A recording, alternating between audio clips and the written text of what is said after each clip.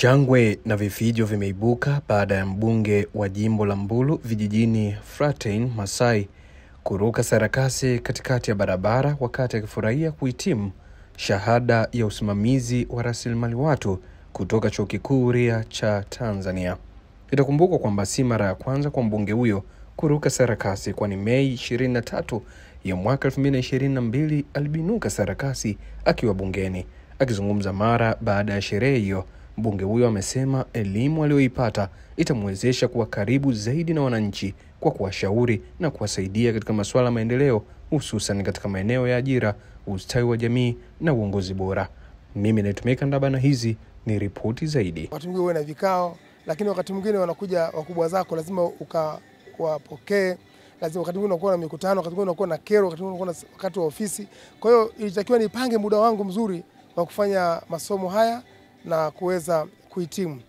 Na nilikuwa najitahidi sana kuhakikisha kwamba kwanza siwakeri walimu. Nilikuwa nahakikisha kwamba nacheza kwenye low tunasema low profile. Yaani nilikuwa najishusha sana kuhakikisha kwamba sikwazana na mtu yeyote, kuhakikisha kwamba nasoma. Kwa sababu kusoma kwenye Open University inataka msuli wako peke yako. Hakuna mahali popote unasaidiwa na yeyote, kwa sababu hata unaibia wapi, kwa sababu mnapangwa, hamjuani masomo na masomo hayafanani. Kwa hiyo ni wazi kwamba unapoingia unafanya mtihani wako mwenyewe. Na wewe unachulingana pale, unaangalia muda na masomo uliopewa, basi unayafanya vizuri, unamaliza. Lakini wakati mwingine unakuta unashindwa kufanya mtihani kutokana na kwamba muda wenyewe unashindwa kuwahi, ratiba zinakuwa ngumu. Kwa hiyo hii inakufanya uende muda mwingi kusoma degree ya kwanza. Bado na ndoto ya kusoma na bado naendelea kutumikia wananchi, kwa sababu sasa hizi niko kwenye master na nimeshapeleka kitu kinachoitwa assignment ya kwanza nishapeleka.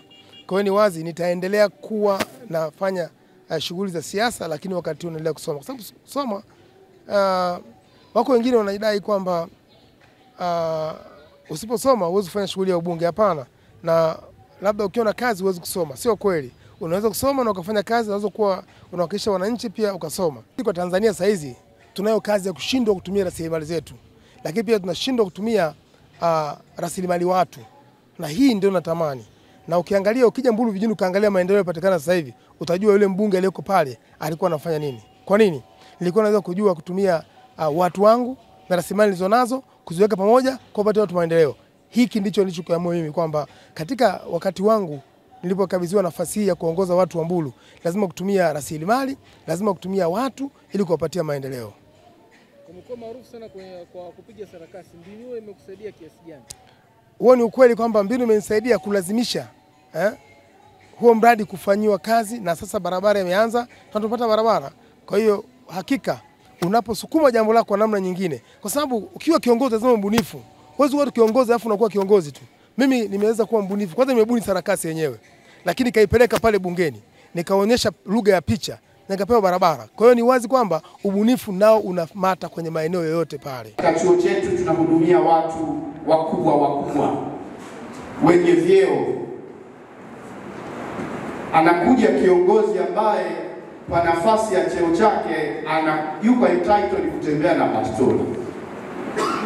Sasa akiamua kuonyesha ukuu wake, kwa mfano tu akaitoa pastora yake akaiweka pale mezani, alafu akaanza kufanya mtihani. Hivi utamsogelea hata kumkagua? Sio rahisi. Lakini mheshimiwa mbunge alikuwa anakuja kama mtu wa kawaida. Kama hujaambiwa huwezi kutambua kuwa ni mheshimiwa mbunge. Anafanya mitihani yake kama mtu wa kawaida. Kwa kweli kwa hilo mimi ninamshukuru sana, kwa sababu angefanya tofauti na hivyo tungepata wakati mgumu wa kushughulika naye kama kiongozi wetu.